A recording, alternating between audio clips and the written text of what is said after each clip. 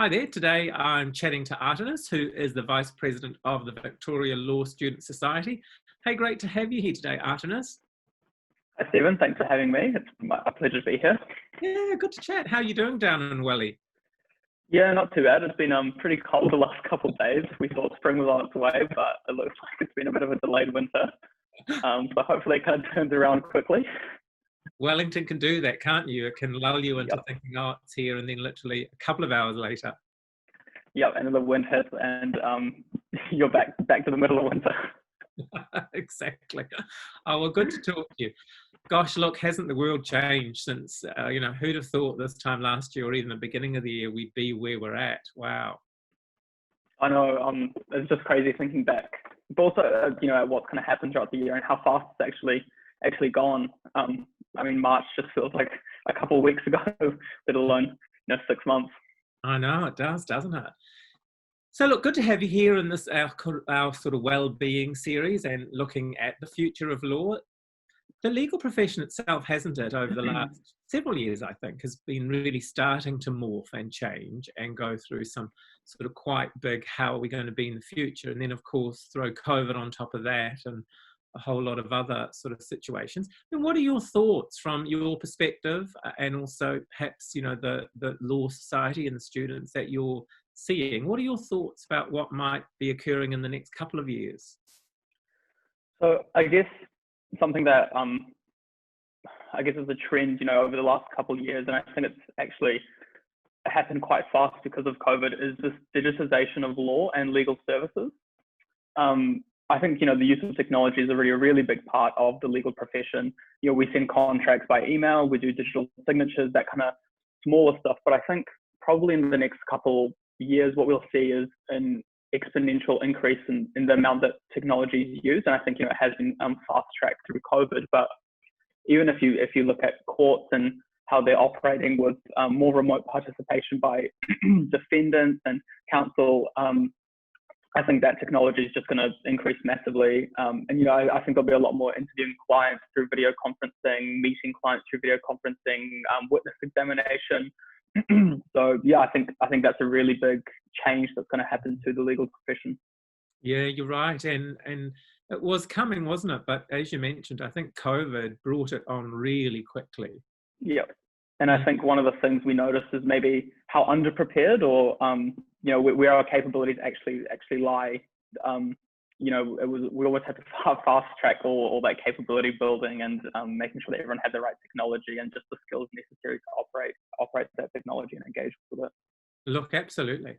So you've mentioned a couple of the challenges. Any other thoughts about what some of the challenges are at the moment or we might see present in the next sort of short while?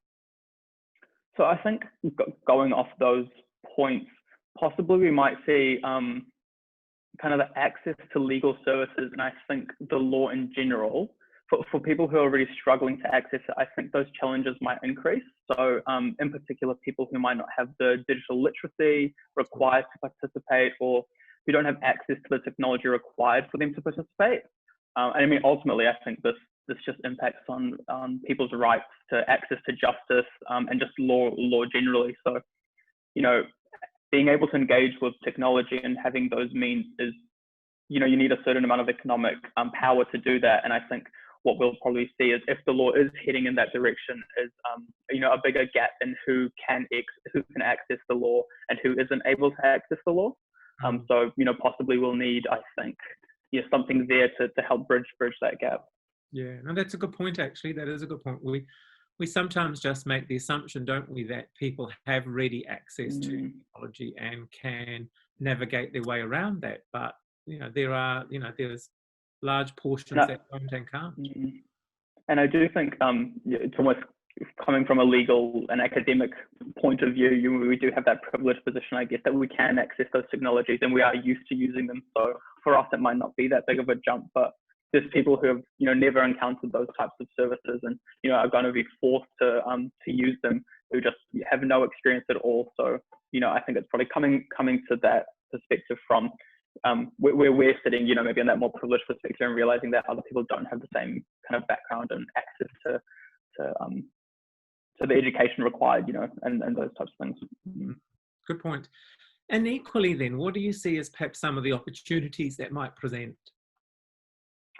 Well, I guess this is, maybe more from kind of my own hopeful in opportunities, is that, as we are using technology, is that we'll see more flexible work arrangements, I think, for people who do work in the legal profession, whether that's flexible hours, working from home, or any other type of flexible arrangements possible.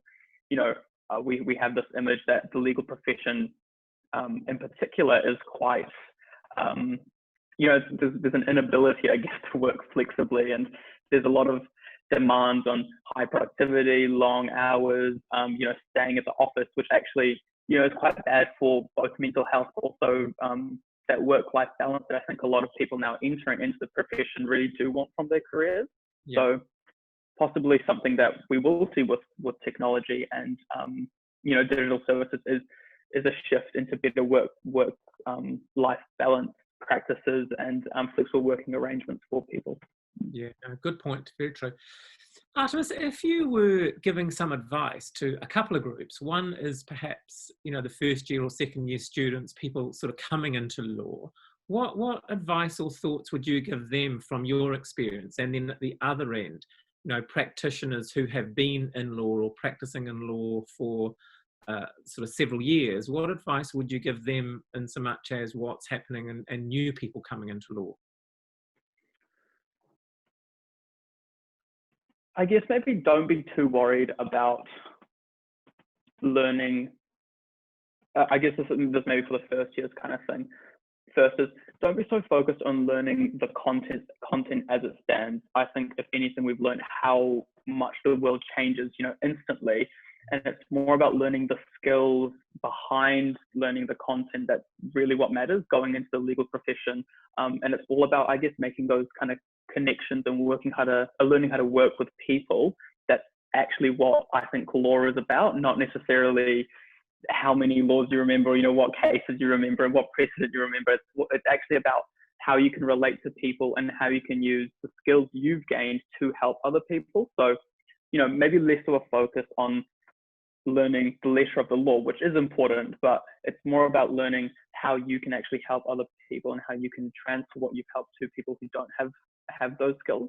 And I think on the other side, people who've been in practice for a very long time is probably, the people that are coming into the legal profession now and that are leaving law school, they're so different, and it's such a diverse range of people that we can't think of the legal profession through one lens anymore. It's just not practical, and the types of people that are entering into the legal profession come from such diverse backgrounds that bring such a great, mixed knowledge, that we actually need to be open to experiencing those new ways of thinking and new ways of doing things. And I think that ultimately, that will benefit the legal profession in the long run. It's just, I think, for maybe that older generation, is that they need to be open to that, and realize that this is the future of the legal profession, and we should actively work towards empowering those people, rather than trying to hinder them, and then, which isn't good for anyone. Yes. Look, I really like your phrase, through different lenses, and, the importance of that it's bandied around a lot, isn't it? Diversity, but actually the different lenses are important, how we view that, how we bring that into law and the clients and colleagues. And yeah, I do think, like you said, diversity is kind of that fun word that everyone throws around these days, but behind it, I think there is actually genuine need for diversity, and it's through talking about it, and it might be a key word that people use now, but through I guess using it like that, people do become accustomed to it, and it becomes commonplace, I think. So while sometimes it might look superficial, I think if we do constantly affirm our commitment to diversity, it does bleed into all aspects of the legal professionals, wider society as well. So yeah. Great, I applaud you. Keep having those conversations. We need these conversations, and you're right, it's through the conversations that then we can access change and structures. So what about you? What are some of your personal hopes for yourself? Ooh, for myself, maybe more broad. Maybe I'll start off more broadly, I guess, about the kind of legal profession, and I guess the world we're entering into is, my personal hope is to see a culture shift and improvement in the legal profession. So from my experience, the people that I'm at university with and law school with, as I said before, they come from such a diverse background, and they're so conscious about social issues. And it gives me so much hope knowing that these are the people who are moving through our law schools and entering into the profession, because they're taking all that lived experience and those I guess opinions and knowledge with them. So one thing is, I have that personal hope that the profession as a whole and wider society will change for the better because of the type of people that are entering into those positions and will be in the long term. And I think it's important to note that things like culture shifts and long-term change doesn't happen instantaneously, and it does require those small steps, and it does require people actually being actively engaged in change and wanting to see that change.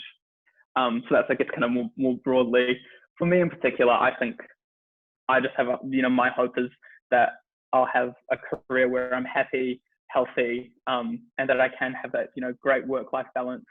I do want to work and I love what I do, but I think it's equally important to make sure that you look after your mental health. You do have time for family, you have time for friends, and you strike a good balance between those two, because productivity isn't just about how much you can read or how much you can write at, in an 8-hour work day, up to 11 hours, if you're in the legal profession. But it's about what are you actually getting out of the job, and what can you give to the people who are benefiting from your job. And I think that's kind of how we need to maybe look at what we're doing more, rather than just how many billable hours there are, Totally. Look, I applaud you. Look, you can come and be one of our well-being ambassadors. Well, thank you. But it is really important, isn't it, as humans and as members of society, that we are invested. We're invested in each other. We're invested in the community, and we're invested in the profession. So it is really great to hear you say that. And